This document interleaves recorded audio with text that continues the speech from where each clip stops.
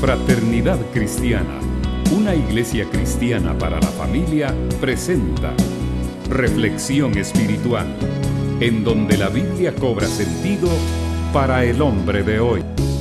Parece que los griegos a través de los siglos han estado en las noticias. Cada vez que hablamos de las Olimpiadas, pues pensamos en Grecia, y comenzaron las Olimpiadas. Y cuando pensamos en el nacimiento de nuestro Señor Jesucristo, aun cuando Jesús nació judío, entre el pueblo judío, y toda su familia era judía, nacieron en un entorno completamente griego. Antes de que Roma tomara control del mundo, ya los griegos lo habían conquistado y habían impuesto su idioma. De modo que el hebreo ya no se hablaba, había derivado en una nueva lengua que se conoce como el arameo. Y todos los hebreos y todos los italianos y todos los del Asia Menor, el idioma que hablaban en ese entonces era griego. Por eso es que las prédicas de Jesús, las enseñanzas de los apóstoles, fueron impartidas en ese idioma, en el griego. Es más, se llama griego koiné, un griego común, popular. Tal vez como el Spanglish hoy en día en Estados Unidos, ¿verdad? Hay muchos que se van a Estados Unidos de todas partes, pero ya cuando están en Estados Unidos, al rato, aunque sean huehuetecos, hablan bien el inglés. Porque la cultura los absorbe y el idioma de ese país les absorbe. Así que Jesús predicó en griego, los apóstoles predicaron en griego y todo el mundo hablaba griego. 30 años después de la muerte de Jesús, alrededor del año 60 después de Cristo, el cristianismo había viajado por toda el Asia Menor. Ahí donde están las famosas 7 iglesias del Apocalipsis. Están en el Asia Menor. Y Grecia. Además, el cristianismo había llegado a Roma. Alrededor del año 60 hubo en la iglesia 100,000 griegos por cada judío cristiano. Por cada judío cristiano había 100,000 griegos cristianos. Imagínense ustedes la fuerza que había tomado el cristianismo entre el mundo gentil. Por supuesto, cuando Jesús vino a lo suyo, vino a su pueblo, vino a salvarlos a ellos, pero dice que a lo suyo vino y los suyos no le recibieron.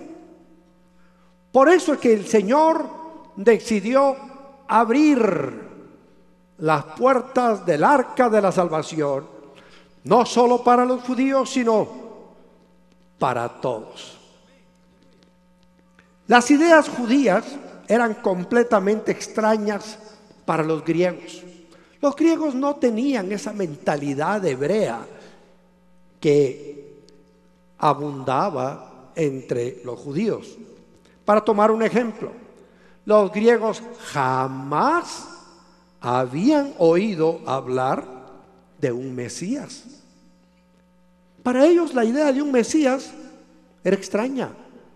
Para ellos, los griegos, la idea de que vendría el Mesías era una idea completamente ajena para los griegos.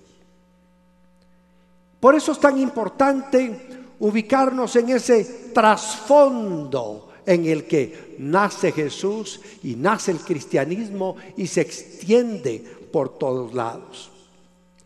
Para el judío, una palabra era mucho más que un mero sonido. Una palabra hablada era algo vivo, dinámico. Era una unidad de energía, cargada de poder. Por esa misma razón, el hebreo era parco en palabras, porque sabía que las palabras tenían vida y tenían poder. Curiosamente, el vocabulario hebreo tiene 10,000 palabras, pero el vocabulario griego tiene 200,000 palabras. Las palabras en el Antiguo Testamento nos demuestran ese concepto hebreo tan fuerte que había sobre la palabra hablada. Por ejemplo, una vez que Isaac, en Génesis 27 está esa historia, una vez que Isaac fue engañado para que bendijera a Jacob en lugar de Esaú, no pudo hacer nada para recuperar esa bendición. ¿Usted recuerda la historia? Isaac ya estaba viejo, estaba ciego, y la costumbre era bendecir al primogénito. Y aunque Isaac había tenido con su esposa Rebeca gemelos, el primero que salió del vientre fue Esaú. Aunque trabado del calcañar de Esaú venía Jacob. Jacob era un niño hogareño. Le gustaba el oficio de chef. Aprendió de su mamá a cocinar y a administrar lo doméstico en la casa, aunque más adelante lo vemos como un empresario y un ganadero extraordinario. En su casa, de niño, de joven, pues le gustaba estar con su mamá. Esaú era otro tipo de hijo. Esaú era un cazador. A él le gustaba salir de cacería. Y al papá le gustaba que saliera porque comía de lo que Esaú cazaba. Así que esa mañana le dijo a Esaú: voy a bendecirte, prepárame un potaje. Así que se fue Esaú de cacería. Y en lo que se fue de cacería, Rebeca se puso las pilas y le dijo a Jacob: Jacobito, tu papá va a dar hoy la bendición, te vamos a preparar. Lo disfrazó con la ropa de Esaú para que oliera como a Esaú. Todos tenemos un olor particular, ¿verdad? El cazador tiene un olor particular. El dentista tiene un olor particular. El mecánico tiene su olorcito particular. El agricultor también. El panadero, no digamos. Y el abogado también. Todos tenemos un olor particular. De modo que cuando llegó la hora de la bendición, llegó Jacob haciéndose pasar por Esaú y le dijo: papá, aquí te traigo el potaje para que me bendigas. Y Isaac dijo: tu voz me parece la de Jacob, pero acércate, dame un beso. Lo que quería era olerlo para ver si era de veras el olorcito del cazador. Lo bendijo. Más tarde llegó Esaú con el potaje, le dice: papá, te traje el potaje para que me bendigas. Pero le dijo Isaac: no puedo bendecirte, yo ya bendije. ¿A quién bendije? Pues a mi hermano Jacob. Pues ya lo bendije, no le puedo quitar la bendición. Esa era la convicción del pueblo judío. Ellos querían que pronunciar palabras tenía poder, era dinámico, hacía milagros. Vemos, por ejemplo, la palabra de Dios en acción de manera especial en el relato de la creación. A cada paso leemos en Génesis capítulo 1, versículo 3: y dijo Dios: Versículo 6, y dijo Dios. Versículo 11, y dijo Dios. Y cada vez que dijo Dios, sea la luz fue hecha. Cada vez que dijo Dios, sea algo, era hecho. ¿Por qué? Porque el poder de la palabra de Dios es un poder creativo. La Biblia dice que la palabra de Dios es viva y eficaz. Y esa es nuestra confianza. ¿Sabe usted que la palabra de Dios es viva y eficaz? Cuando la palabra de Dios se pronuncia, hace milagros. La palabra de Dios es el poder creador. Una y otra vez nos encontramos con la palabra de Dios creativa, actuante y dinámica. Por ejemplo, en el Salmo 33:6 leemos: por la palabra del Señor fueron creados los cielos.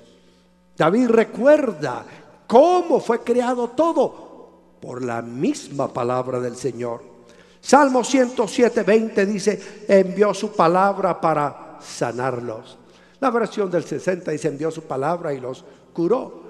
Envió su palabra para sanarlos. El poder de la palabra de Dios crea, produce milagros, sana enfermedades, sana dolencias psicológicas y emocionales.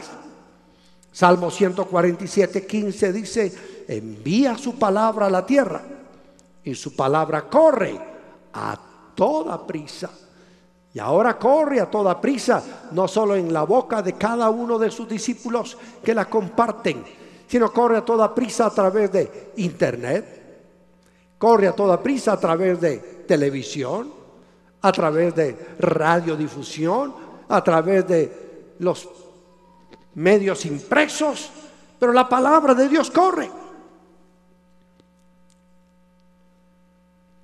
Isaías 55:10 y 11 me impresiona mucho en este aspecto cuando dice: así como la lluvia y la nieve descienden del cielo y no vuelven allá sin regar antes la tierra y hacerla fecundar y germinar para que dé semilla al que siembra y pan al que come, así es también la palabra que sale de mi boca.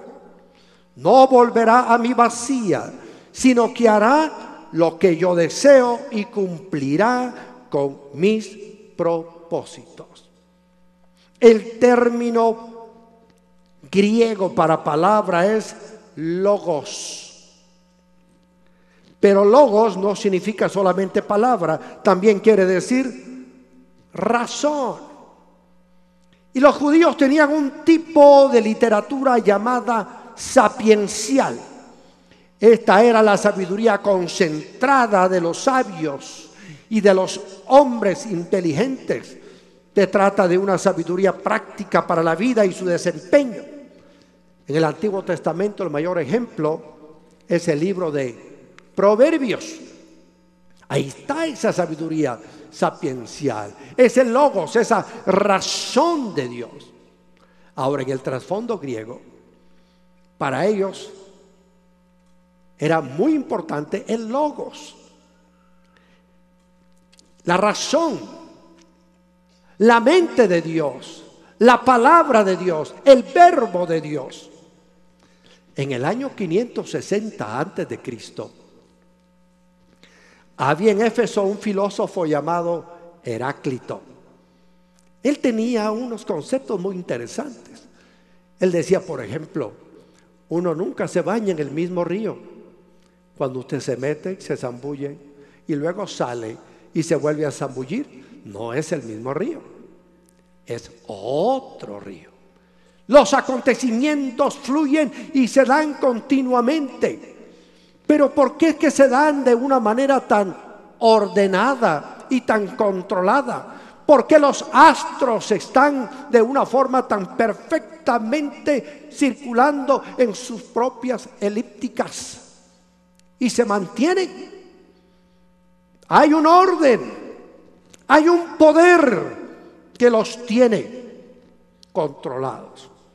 Y para Heráclito, El logos, la palabra, era el principio de orden bajo el cual seguía existiendo el universo. Todas las cosas están controladas por el logos, la palabra, la razón de Dios. El logos es el poder que da sentido al mundo. El poder que puso en movimiento al mundo y que lo mantiene en un movimiento perfecto. De vez en cuando hay temblores en Guatemala, ¿verdad? Pero también los hay en Japón, y también los hay en Rusia, y los hay en muchas partes del mundo. Y cuando hay un movimiento extraño, nos sobresaltamos. Pero la mayor parte de las veces, el mundo se mueve y ni nos damos cuenta. Porque hay un logos que mantiene al mundo en un movimiento perfecto. El pensamiento griego, pues, conocía todo lo referente al logos. Veía en el logos el poder creador y director de Dios. El poder que hizo el universo y que lo mantiene en movimiento. De manera que aparece entonces Juan el apóstol, Juan el amado, Juan el que se reclinaba en el pecho de Jesús y lo oía conversar. Y este Juan llegó a los griegos y les dijo: durante siglos han estado pensando, escribiendo y soñando sobre el logos, el poder creador que hizo el mundo, el poder que mantiene el orden del mundo, el poder mediante el cual los hombres piensan, razonan y conocen, el poder a través del cual se ponen en contacto con Dios. Y Juan les dice: ese logos del cual ustedes han soñado, escrito y pensado es Jesús. Jesús es ese logos que ha venido a la tierra, la palabra, el verbo, dijo Juan. Por eso en Juan capítulo 1 y versículo 1 dice: en el principio ya existía el logos, y el logos estaba con Dios, y el logos era Dios. Esta es la palabra que está en el idioma griego.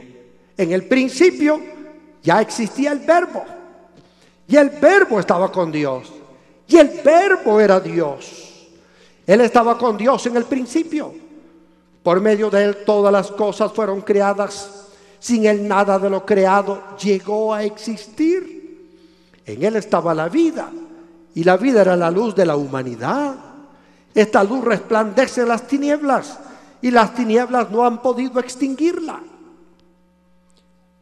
¿Cómo llegaba la iglesia con ese mensaje nuevo del cristianismo?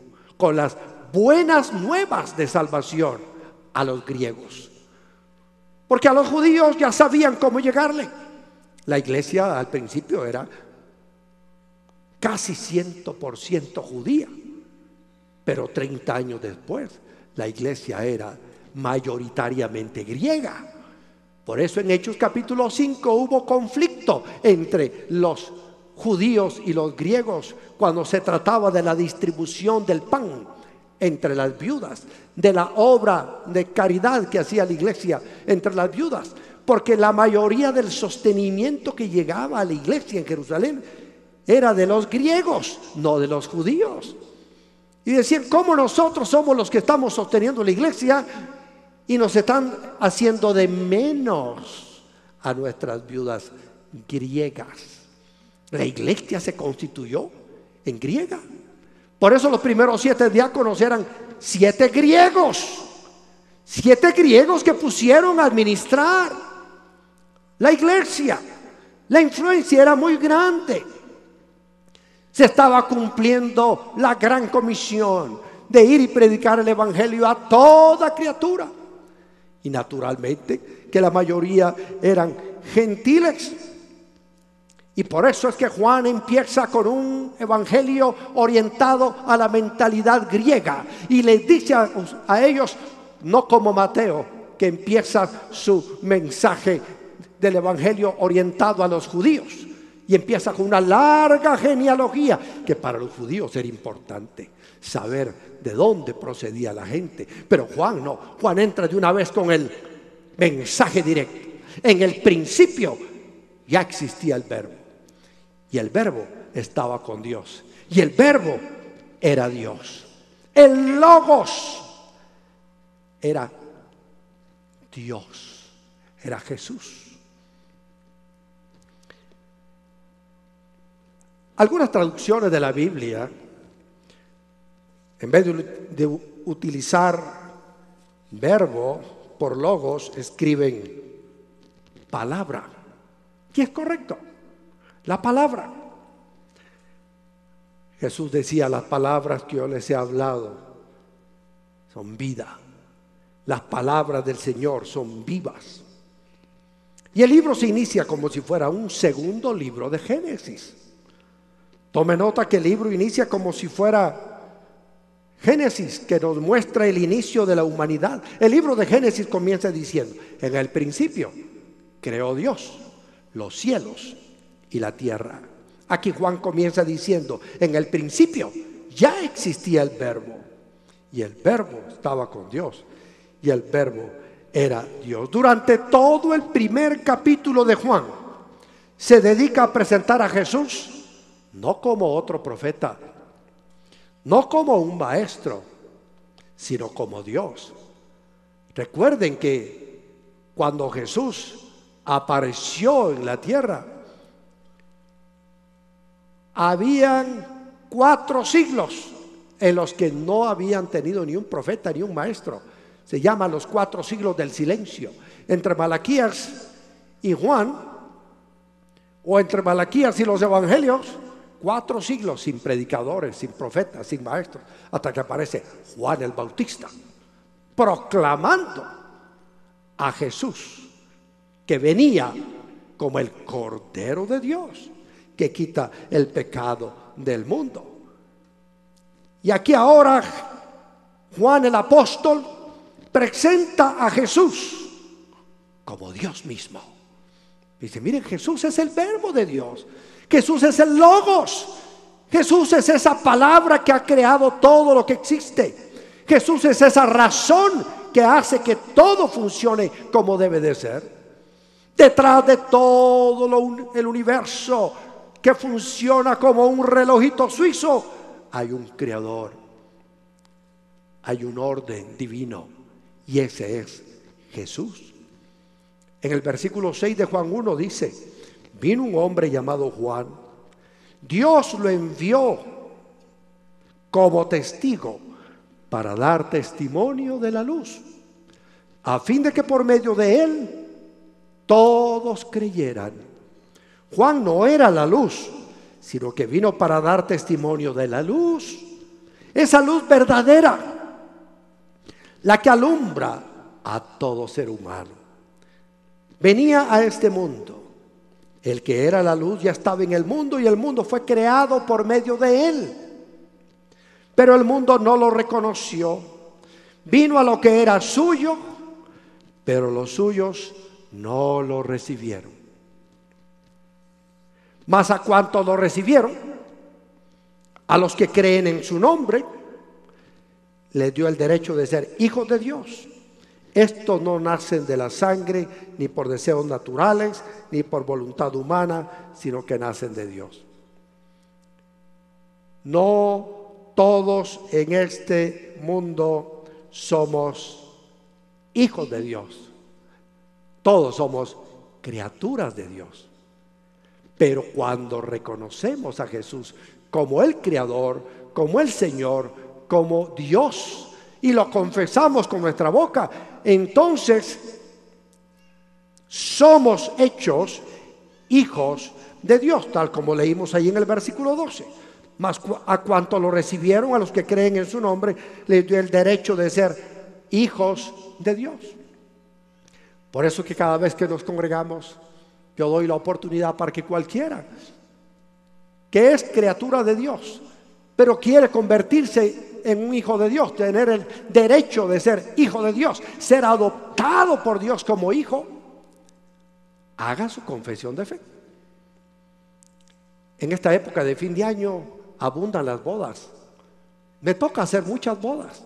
Anoche estuve en una boda.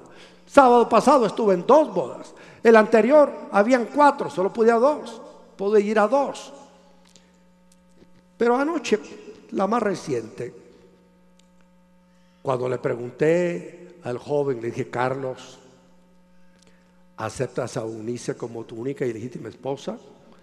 Él me dijo: sí. Pero ese sí que él dijo ahí es más importante que todos los síes que ha dado a través de sus años de noviazgo. Muchas veces le habrá dicho a la novia: ¿me querés? Sí, me querés, sí, me querés, sí, sí.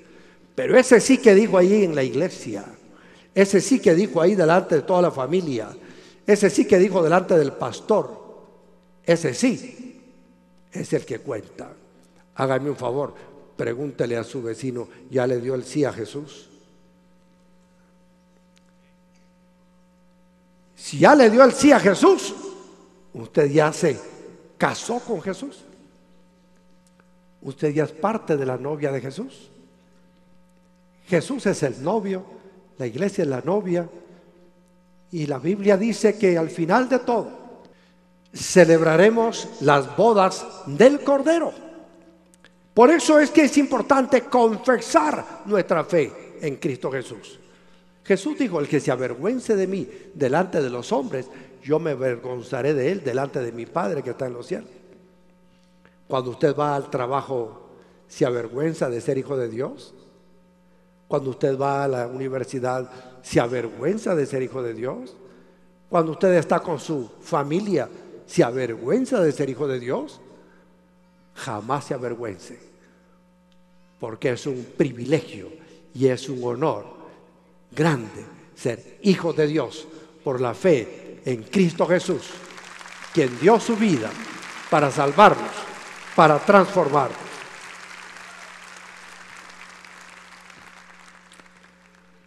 Juan el Bautista vino a testificar de la luz y dijo: Jesús es la luz. Años atrás andaba un filósofo griego llamado Diógenes con una lámpara en la mano, encendida durante el día, y le decían: ¿por qué anda usted con esa lámpara encendida por las calles de Grecia? Y él decía: ando buscando al hombre perfecto. Pues Diógenes, si se hubiera encontrado con Jesús, lo habría encontrado, porque Jesús sí es el hombre perfecto, tentado en todo conforme a nuestra semejanza, pero sin pecado.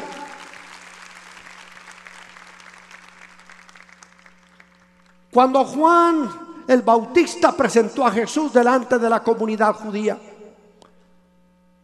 esa comunidad que había vivido siempre practicando sacrificios, bueyes, ovejas, corderos, palomas, toda clase de sacrificios para obtener el perdón de pecados, le dice Juan: he aquí el Cordero de Dios que quita el pecado del mundo.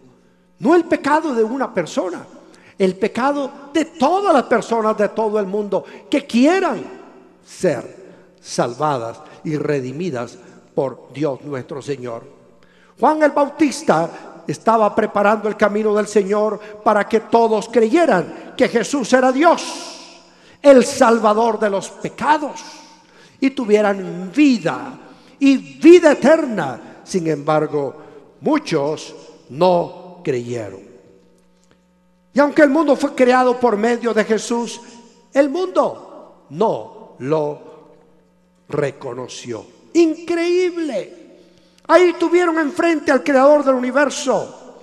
Ahora estaba en la tierra el Logos de Dios, el Verbo, Dios mismo, y no lo reconocían y no le creían. Vino precisamente a salvar al pueblo de Israel, pero muchos en el pueblo no lo recibieron. ¿Cuál fue el resultado? Dios en su misericordia extendió la salvación a todos los gentiles. Ese es el nombre que reciben todos los que no son judíos. Los que no son judíos son gentiles. Usted y yo somos gentiles. Y bendito sea Dios, somos hijos de Dios por la fe en Jesucristo.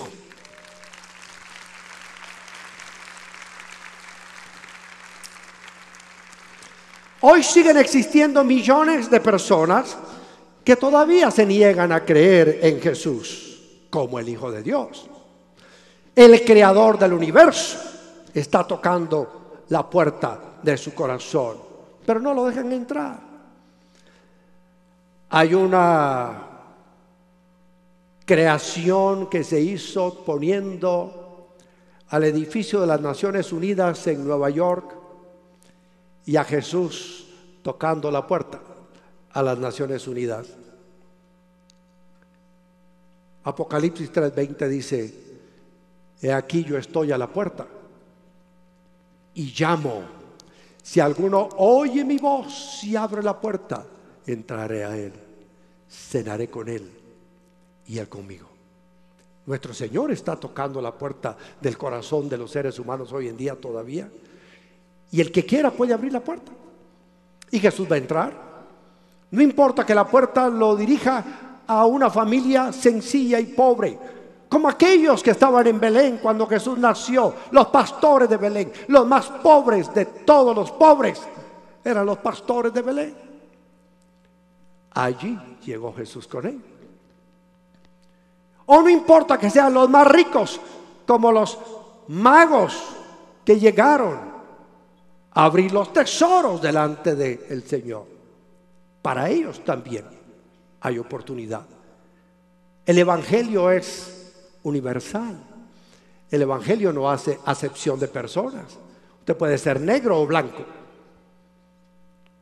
bajo o alto, flaco o gordo, joven o viejo, pobre o rico. Al Señor no le importa.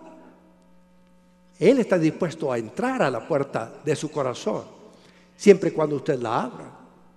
Recuerdo el concurso de aquellos pintores que le dieron el primer lugar a una pintura que se llamaba La Puerta del Alma. Y alguien objetó ese premio y dijo: esa puerta no está bien hecha porque no tiene jalador para abrirla. Y el autor dijo: es que la puerta del alma solo se abre por dentro. Y solo cuando nosotros queremos, abrimos la puerta para que entre alguien para ser nuestro amigo, nuestro ser querido. Al que no queremos, no le abrimos la puerta. Dentro de nosotros está la voluntad para dejar que Jesús entre y cambie nuestra vida, o no. De usted depende decirle: Señor, ven. Pon en mi propio mundo el orden que necesito, porque mi mundo es un caos. ¿Cómo estaba el Génesis?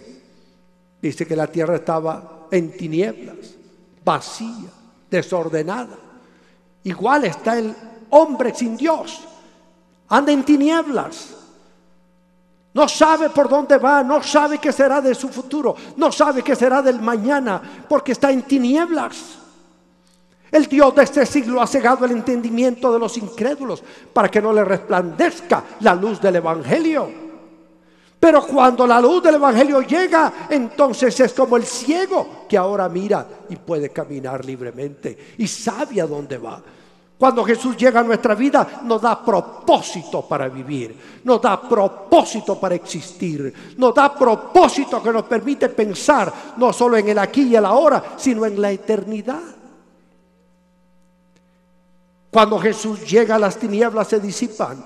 Él dice: yo soy la luz del mundo, y el que me sigue no andará en tinieblas, sino que tendrá la luz de la vida.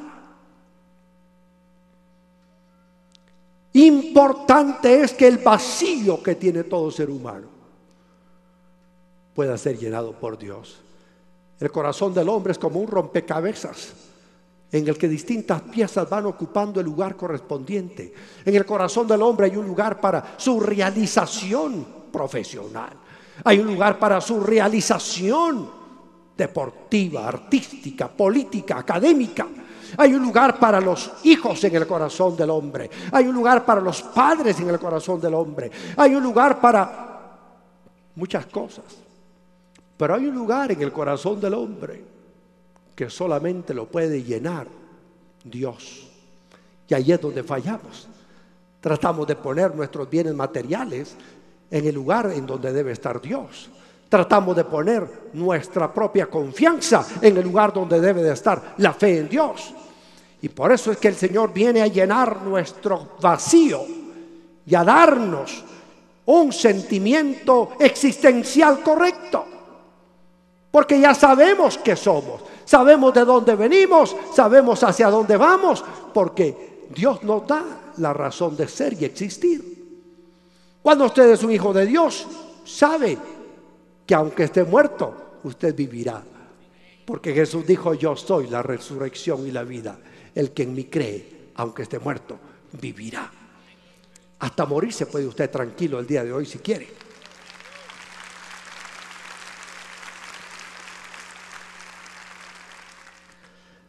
Mis hermanos amados, por eso es que Juan en el capítulo 20 y versículo 30 aclara el propósito del libro que ha escrito y dice: Jesús hizo muchas otras señales milagrosas en presencia de sus discípulos, las cuales no están registradas en este libro, pero estas se han escrito para que ustedes crean que Jesús es el Cristo, el Hijo de Dios, y para que al creer en su nombre tengan vida. En Él estaba la vida, dice el capítulo 1. Y en el capítulo 20 dice: para que ustedes tengan vida, crean en Jesús. Yo les puedo asegurar que cualquier ser humano no tiene vida verdadera si no tiene a Jesús en su corazón. Vegeta, se mueve por inercia en el mundo, está en el mismo lugar, pero cuando usted tiene a Cristo en su corazón, usted sí tiene propósito. Por eso es importante que usted aproveche cada oportunidad que tiene para entregar su vida a Cristo. Porque hay muchos que han tenido muchas oportunidades, han estado aquí muchas veces y han tenido la oportunidad de confesar su fe en Cristo, recibirle como su Dios, como su Señor, como su Salvador personal, y lo dejan pasar.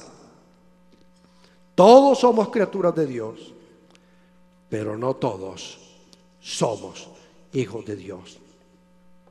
Juan 1:14 dice: y el Verbo se hizo hombre y habitó entre nosotros, y hemos contemplado su gloria, la gloria que corresponde al Hijo unigénito del Padre, lleno de gracia y de verdad. Juan dio testimonio de él y a voz en cuello proclamó: este es aquel de quien yo decía: el que viene después de mí es superior a mí, porque existía antes que yo. De su plenitud todos hemos recibido gracia sobre gracia, pues la ley fue dada por medio de Moisés, mientras que la gracia y la verdad nos han llegado por medio de Jesucristo. Jesús se mudó al vecindario llamado tierra y habitó entre nosotros. El Verbo se hizo hombre, el Verbo se hizo carne, tomó forma de hombre, se hizo hombre, estuvo con nosotros para entendernos y podernos ayudar bien. La gracia del Señor es grande, inagotable. Pero hay quienes han tomado esa gracia y han caído en una herejía.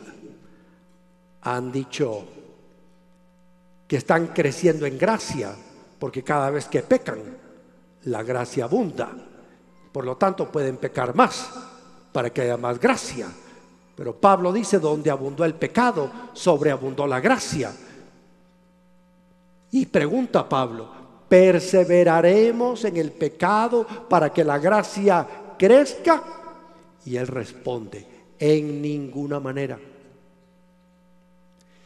Es cierto, Dios tiene gracia suficiente para perdonarnos todos los pecados.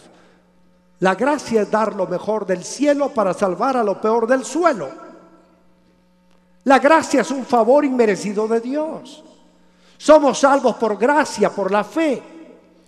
Pero tener la gracia de Dios no es tener una licencia para pecar. Y entonces yo peco y peco y peco y sigo pecando porque la gracia de Dios es inagotable. Nosotros tenemos que entender que al mismo tiempo que el Señor dice que su gracia es mayor, también nos dice que seamos santos como Él es santo. Y tenemos que andar como Él anduvo y vivir como Él vivió, ser como Él es.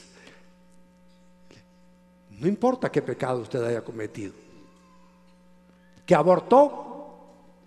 Sí, es un pecado, pero Dios perdona ese pecado. ¿Mató? Sí, Dios perdona ese pecado. Un pecado de inmoralidad sexual, Dios perdona ese pecado. Pero lo importante es que nosotros nos mantengamos en Dios, fieles, y no perseveremos en el pecado. Juan 1:18 dice: a Dios nadie lo ha visto nunca. El Hijo unigénito, que es Dios y que vive en unión íntima con el Padre, nos lo ha dado a conocer. ¿Cómo conocieron los griegos a Dios? Conociendo a Cristo Jesús. Por eso es que había en el año 60 después de Cristo, por cada judío cristiano, 100,000 griegos cristianos. Por eso hay ahora tantos cristianos, porque estamos viendo a Jesús. Por eso no dejemos de exaltar a Jesús. Hace poco predicábamos: a mí me conviene decrecer, a mí me conviene menguar, a Jesús le conviene crecer. Exaltemos a Jesús más que a nuestras propias personas. Él debe de ser exaltado.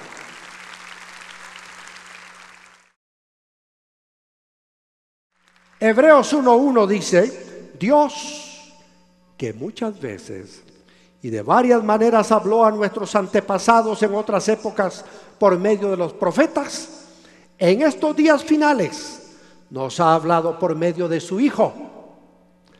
A este lo designó heredero de todo, y por medio de él hizo el universo.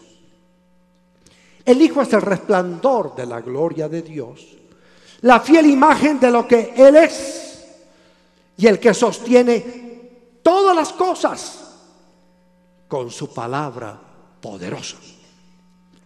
Después de llevar a cabo la purificación de los pecados, se sentó a la derecha de la majestad de las alturas. ¿Cómo conocer entonces al perfecto?